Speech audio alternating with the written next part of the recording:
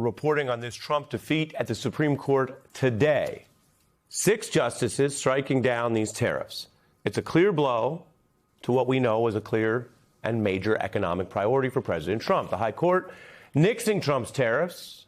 All of this is important and lands as a path to potentially a wider check on the president's efforts to seize emergency powers. That ranges from trade, the subject of this case, to potentially military policing and a lot more in this MAGA era.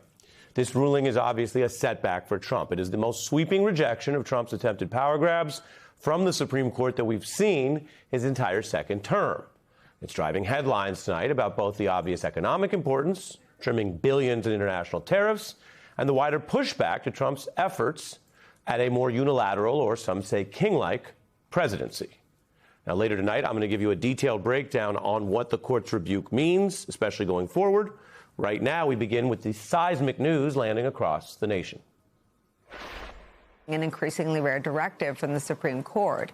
It told Donald Trump no. A major slap at the president of the United States. It is fundamentally a reversal of the president's position. It's a conservative court, and Trump doesn't often lose, does he? The court said, look, you can't make a sow's ear into a silk purse. Would you say that he lost this one? He did. He did lose. He did. This decision is a loss for the administration. This is an enormous decision and a rare loss for President Trump. Reinforcing the separation of powers enshrined in the U.S. Constitution. The ruling is about power more than economics. It reinforces the limits on any president's power, including this president. The Chief Justice dealing Trump a clear defeat. Under law, the power to authorize tariffs in peacetime is constitutionally vested in Congress alone. We saw it today. Now, Trump could have avoided today's loss had he simply worked with Congress on the raft of tariffs he famously announced. Of course, Congress is run by his Republican Party. And while he relished the spotlight in rolling those tariffs out, plus the uncertainty he sometimes stoked, announcing those tariffs, standing alone on the world stage, threatening other countries, even if often later backing down, today he stood alone in a very different way, in defeat. He came out to face reporters and cameras as he railed against a clear loss. He acknowledged the limit on his powers by discussing what could be other paths to temporary tariffs he might push, but not for long without Congress under this ruling. All of this comes after Trump has faced several losses on the issue in the lower courts. And this big news also vindicates the Americans who sued to stop Trump from what they said exceeded his power, as well as the legal strategy of their well-known advocate, Obama's former top Supreme Court litigator, and a frequent voice on our air. Neil Katyal joins us now. I want to play what he told the court in the arguments, some of which are now reflected in the new ruling today. This president has torn up the entire tariff architecture. That is just not something that any president has ever had the power to do in our history. And the idea that Congress, by implication, did this in 1977 and handed him all this power, I think is really difficult. Neil, your view of today's ruling? Well, thank you, Ari, for having me on. And yes, I mean, I think I asked the Supreme Court for about 6 things in my oral argument on November 5th. And the Supreme Court gave us each one and gave it to us resoundingly, both in clear language written by the Chief Justice in the majority opinion and also in separate opinions. And notably, Ari, you know, this was a decision joined by 2 appointees of Donald Trump himself, Neil Gorsuch and Amy Coney Barrett, joining the Chief Justice, who's itself a Republican appointee, and others on the court to say, not under our Constitution, you don't get to do this. And we had thought, you know, going into today, we felt very good about our arguments, but nonetheless, we expected the president to somehow spin it as a win, because he does that in other realms, but he couldn't spin this one. I mean, the Supreme Court was unequivocal and clear.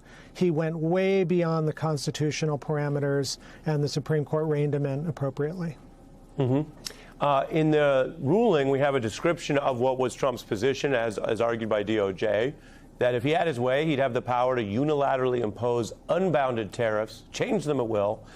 They note in the law's half-century, no president has invoked the statute to impose any tariffs, let alone tariffs of this magnitude.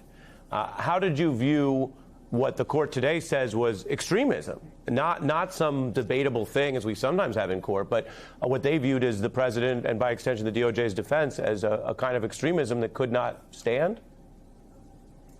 Yeah, that's exactly why we were confident, Ari, in our position. It wasn't about President Trump. It was about the positions that the president had taken on tariffs, which were just so radical.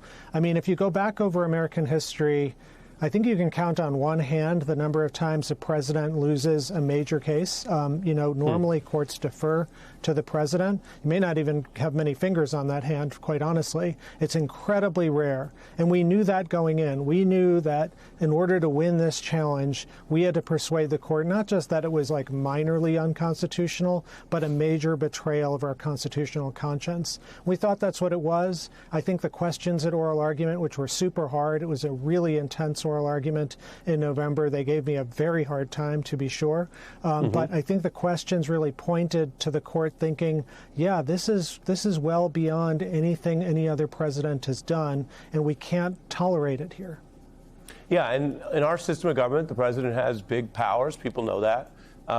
Some of the members of this court have been associated with the view that that's a good thing, that you need a kind of clear, active, almost sometimes brash executive. It can't be second-guessing everything or worried about everything being litigated. And so I'm curious about that arc of jurisprudence against what Chief Justice Roberts wrote today, which you know, and I'll read to viewers, the president's assertion of a broad statutory power over the national economy, basically the way he wanted to conduct the trade war without Congress, was, quote, extravagant by any measure.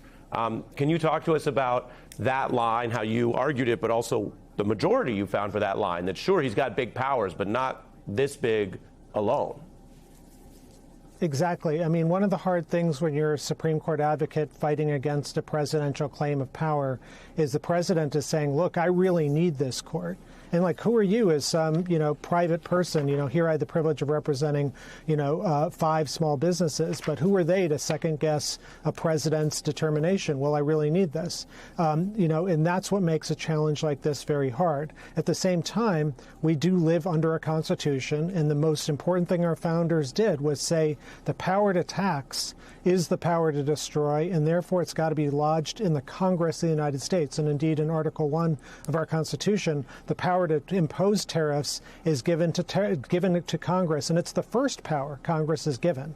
And so they really made that clear. And so our whole litigation strategy was to really emphasize that and to say, look, separation of powers and waiting for legislation might be cumbersome, it might take time, but that is the American way. And I closed both my brief to the Supreme Court and my oral argument on November 5th with the same quote from Justice Jackson back in the Steele seizure case in 1952, in which he made that point. And today I was really glad to see Justice Gorsuch, again, one of Donald Trump's own appointees, picking that up. And the last paragraphs of his opinion are written as beautifully as anything I've seen in the United States reports. And it's all about that kind of need for legislation, for Congress to do its job, and for the president to have the inability to cut them out of the equation.